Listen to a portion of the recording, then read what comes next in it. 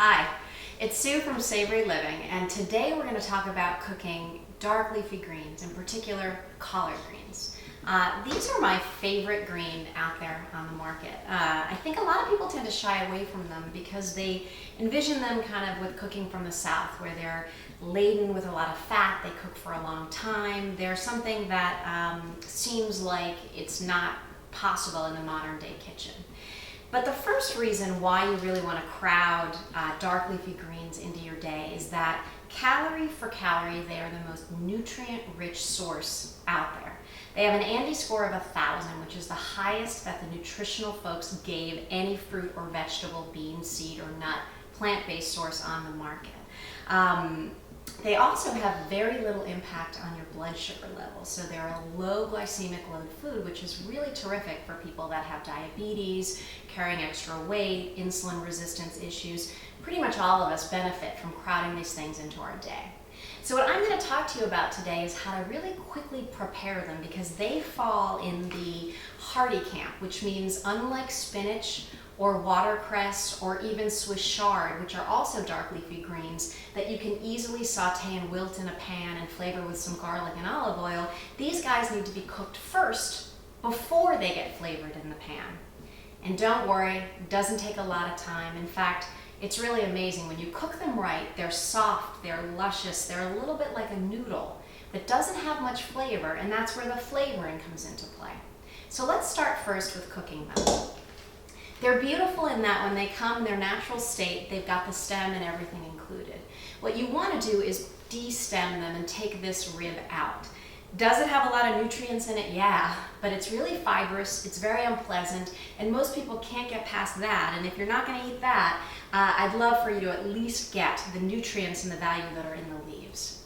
So what you want to do is hold it with the stem like this and use your hand to pull the leaf off. It's really that simple. And when you start to get the hang of things, you can do it really quickly, and it takes absolutely no time at all. These bad boys should not go down your disposal. I learned that one the hard way. They need to go in the trash.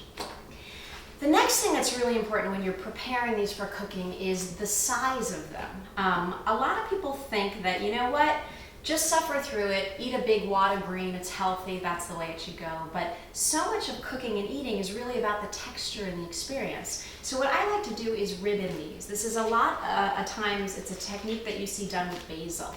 What I do is I break the leaves and I put them on top of each other. Then what I do is I roll them like a cigar into a tight roll. And I take a sharp knife and I cut very thin ribbons.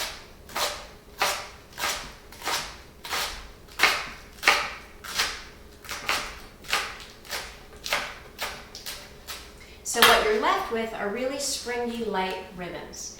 And what I find is that they're really beautiful in a dish, and they allow some energy, and they allow kind of people to have a little bit of the green and a little bit of everything else going on in your dish. So how you slice and dice your vegetables really does matter. So what I do here is I take a big pot, okay, because these fall in the hearty green area, what I want to do is they're a little bit bitter. I want to cook them in about 1 to 2 inches of water that's boiling. And what I do is I get my water to a boil, which it's doing right now. I throw my greens in and I cover them. And I set my timer for 5 to 7 minutes. And at that point, once the time has gone by, I check on them and I get a sense of, are they cooked enough for me?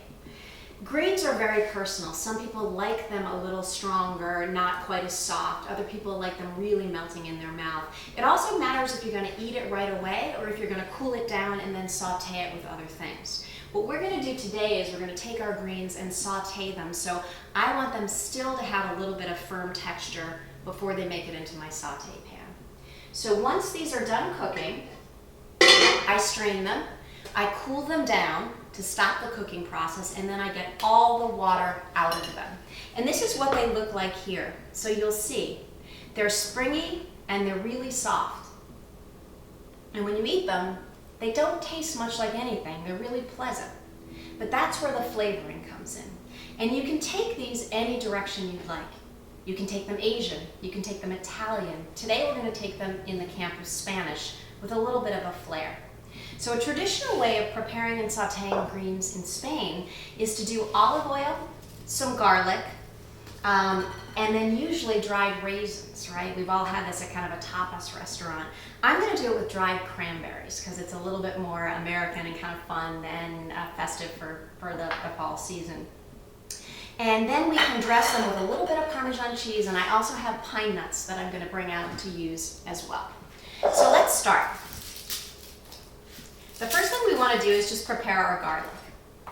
And what we're basically doing are 2 levels of preparation with garlic.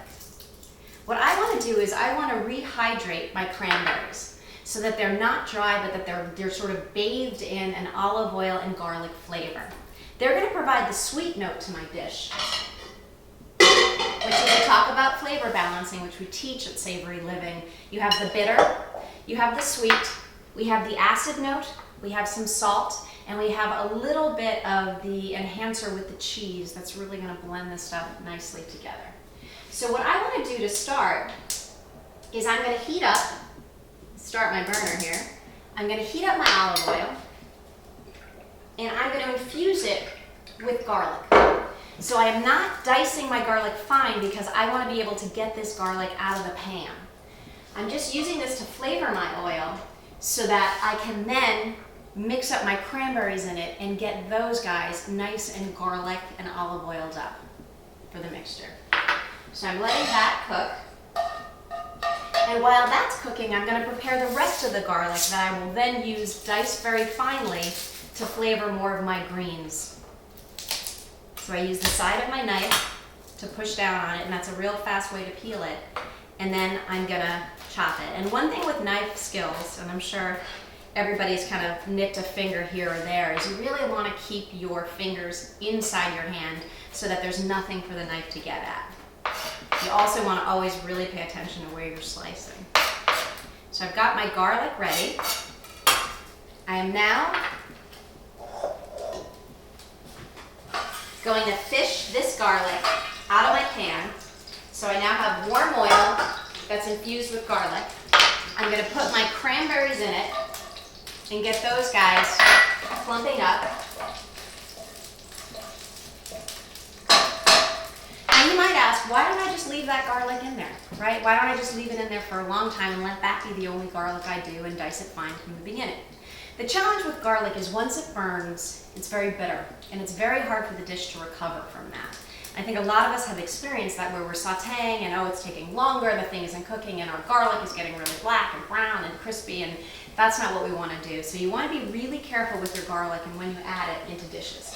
So you can see that our cranberries are starting to plump up. I'm just going to go grab the pine nuts.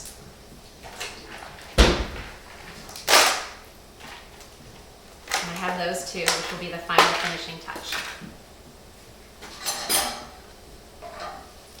So the cranberries are in really good shape. I'm now going to throw in a little bit more of my garlic to get it ready for my greens. And I let that cook and get a little bit golden because remember, these are already cooked. I'm not spending a lot of time. I'm really heating these up and getting these to pick up the flavor of my garlic and my cranberries. Smells really good. So now I put my greens in, and you hear the splattering. That's also why you really want to try to get all the water out of your greens before you dump them in the pan, because that water will splatter. So now what I'm basically doing is turning my heat down to pretty low, and I'm just mixing. I'm going to use one of these. It's a little bit easier to separate out the strands.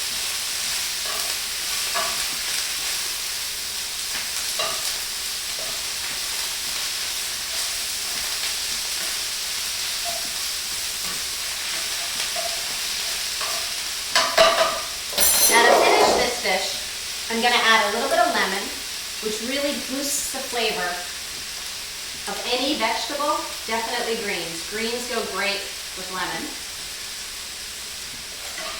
Going to add a pinch of salt. Going to toss in my pine nuts.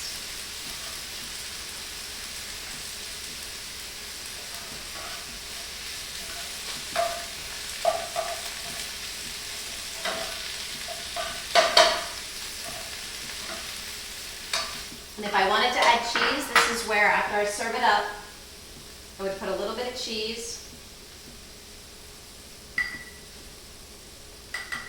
Can you see, cameraman? Can you see the dish? So the dish is beautiful in that it's got bright green color. It's got the red from the cranberry.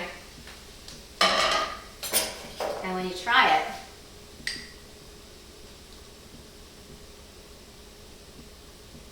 it's really good.